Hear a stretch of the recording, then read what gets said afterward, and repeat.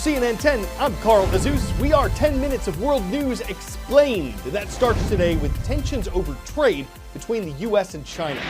The Asian country announced yesterday that it was putting tariffs or taxes on about $3 billion worth of imports from the U.S.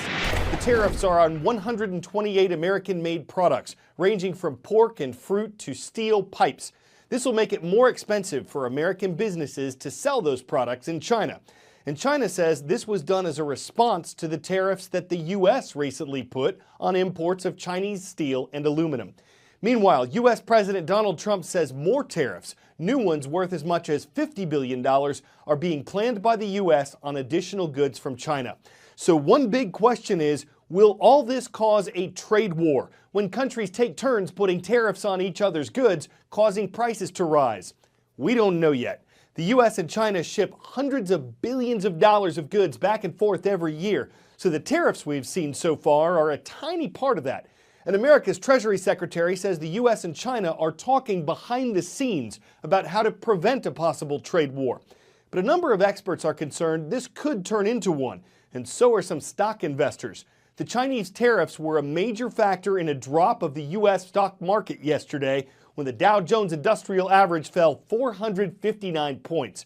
But just like it's hard to tell if a trade war is on the horizon, it's also hard to tell what kind of effects one could have decades down the road. What happens in a trade war? Sometimes all it can take is one single tariff to start a trade war. When a government imposes a new tariff, other countries sometimes tend to raise their tariffs in retaliation. That can lead to further tariffs, which can lead to further tariffs, and, well, you get the idea. But let's just talk about one tariff, the chicken tariff. In the 1960s, the Europeans were being inundated with cheap American chickens. Demand for that cheaper chicken skyrocketed, and so Europe, in order to protect their chicken farms, placed a tariff on the American chickens. One thing is certain, though. Trade wars bring unintended consequences. So it all started with the Europeans' humble chicken tariff, but then the Americans responded with their tariffs on dexedrine, brandy, and some trucks and cargo vans. While the chicken tariff eventually went away, and so did the retaliatory brandy and dexedrine ones, the automobile ones stuck. They remain to this day, and they're credited with the rise of American car manufacturers' dominance of the truck industry. But some critics say that that tariff-supported dominance has sheltered and protected American companies who haven't been forced to innovate. So what started with chicken ends up inadvertently affecting automobile engineering 5 decades later. Another trade war reality? Loopholes. Companies and countries can creatively avoid some tariffs. This is the Ford Transit Connect. Now, Ford is an American company, but this van is made in Turkey, so it would be subject to the cargo van tariff. But, at least until a few years ago, Ford figured out that if they imported these vans with seats in the back, they could just call them passenger vans and pay a much smaller tariff. Once they made it stateside, they'd strip out the back seat, take out the window, and sell it as a cargo van, and pay no chicken tax. U.S. Customs has since cracked down on Ford's van shenanigans. But with every new tariff comes opportunities to get around them. So what happens in a trade war? Just give it like 50 years. Full Eagle is the name of military drills being held right now between the U.S. and South Korea, two countries who've been allies since the Korean War ended in 1953 and whose common rival has been North Korea. The war games have been held annually for years. They anger North Korea, which has called them practice for an invasion of the North. The U.S. and South Korea say the drills are defensive in nature. But with change in the air, with North Korea's leader preparing for historic meetings with South Korea's president and potentially with America's president, there are some differences in this year's drills. It is a discreet and low-key start to the joint US-South Korean military drills this year. A very different situation to what we usually see.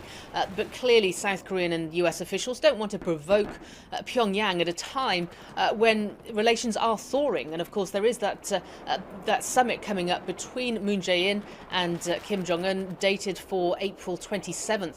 So what we're seeing at this point is the Full Eagle field exercise military drills have started this Sunday. They'll go for a month, but that's half the time that they usually last. Last year, for example, they went for 2 months.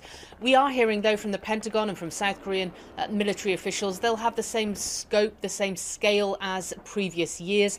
We know there are 11,500 US troops within Foal Eagle. There's 290,000 South Korean troops. But one interesting thing we should mention is that we haven't heard about any media days. Usually we have heard about that by this time. I'm hearing that potentially we won't be seeing very much. We won't be invited to film very much. As in previous years, we do film it, we show it to the world, and of course North Korea sees the capabilities of the US and South Korean militaries. So potentially we will hear very little response from North Korea if they are not seeing exactly what these very visual and what they believe to be provocative military drills are. Schools are closed today in Oklahoma City, the capital of Oklahoma, but not for spring break. Teachers there are among tens of thousands who are protesting for more school funding and better pay. Their rallies have stretched across Kentucky and Arizona too. Oklahoma's teachers, who recently received their first raise in a decade, said there was still an unacceptable lack of funding for things like textbooks and school supplies. Kentucky's teachers are protesting changes to their pension plan, what they rely on for retirement. Their state has a tremendous shortfall in funding for teachers' pensions. Arizona's teachers recently rallied for a 20% pay raise.